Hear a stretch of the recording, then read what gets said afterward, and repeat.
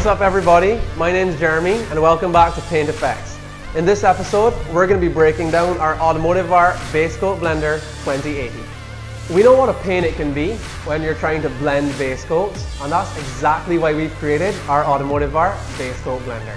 With Basecoat Blender, you can easily lose the edge of a blend into the original paintwork by creating a wet bed, ensuring that the blend can't be seen. It's also simple to use. All you need to do is load it up into your gun, spray the edge of the blend, and watch it melt away. And that's it for Basecoat Blender. For more information on this or any of our products, head over to automotiveartpaints.com. I'm Jeremy, and we'll catch you on the next one.